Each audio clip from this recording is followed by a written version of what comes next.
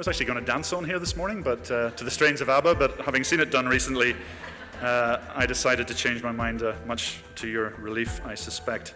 My name is Mike Morrow. I'm the current chair of the Northern Ireland Simulation and Human Factors Network. And this is a story which is firmly based in using simulation to understand in great depth, to understand human factors. He has been the main driver at the focus of player safety for professional rugby. So Mike, please come ahead. Research will show that this is the high-risk activity in rugby when two guys go into a tackle in an upright position, and the risk tends to be to the tackler. Okay, so that's the guy so this guy here, he's going in, he's gone in high, this guy's high, and very often you will get a clash of heads. People sometimes ask this question: is it safe? Wouldn't you think that's a pretty ridiculous question to ask someone who sits on top of 7 million pounds of thrust and lights a rocket off? It's a pretty silly question, right? So we'll get into what the right question is in a second. But really, what I wanted to paint the picture of is we're not alone when it comes to an unsafe environment.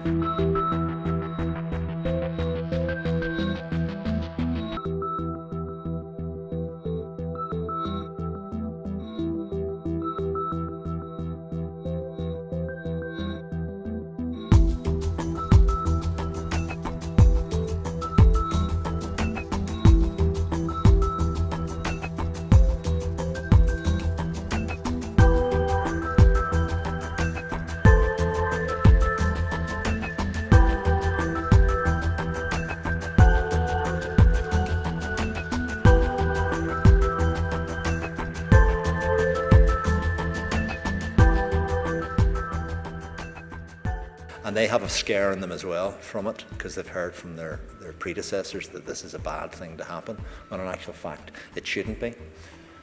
Because that's the type of thing that we have moved away from. And back when I was coming through, back as I frequently refer to as the hair days, this was the type of thing that would have happened when you got fingers pointed at you and you knew that all hell was about to break loose. Absolutely great, really enjoyed it from early morning till now, and several really interesting presentations. Ian Walsh did a great presentation. He's the lead for human factors, I think, throughout Northern Ireland, and I'm really looking forward to Joanne Reid's session this afternoon, looking at how we can qualitatively explore SAIs to enhance our understanding of them. But really, until you've actually drawn that up and look at it, that doesn't relate to you.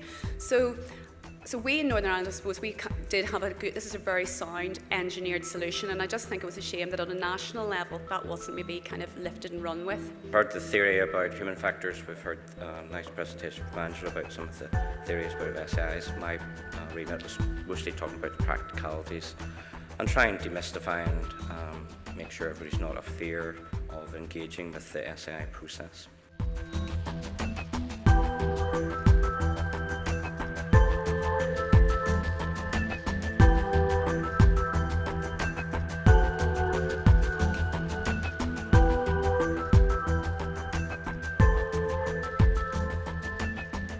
The Human Factors Group actually also comment on the value of producing really well-constructed case studies, and I think we've seen some examples, perhaps even on some of the posters today, and some of the things you've been talking about.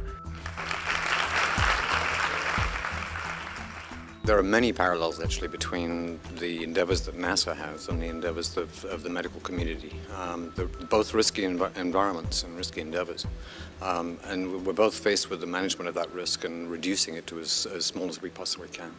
I hope people would take home the message that we really do care about player welfare within the sport, and then we're driving to make meaningful change. And we've achieved some stuff, but there's lots still to do. We're looking at the organisational side of human factors as well as the behavioural and the cognitive and all the other different arms. So it's really, this is fit for purpose. I think the conference has been tremendous and really has gone from strength to strength. It's built not only our knowledge but our community. And going forward, I think there's really positive things that we can build on. And it's great to see the numbers expanding, but really starting to explore the importance the simulation can provide in us delivering safe and effective healthcare. We were sort of not entirely sure just how the human factors side of it would go down with our audience, and I think it's fair to say the overwhelming response we've had, sold out, fantastic workshops and brilliant presentations today, I think has really set the tone for where we want to go with human factors, or healthcare human factors in this region over the next 2 or 3 years. So yeah, really pleased.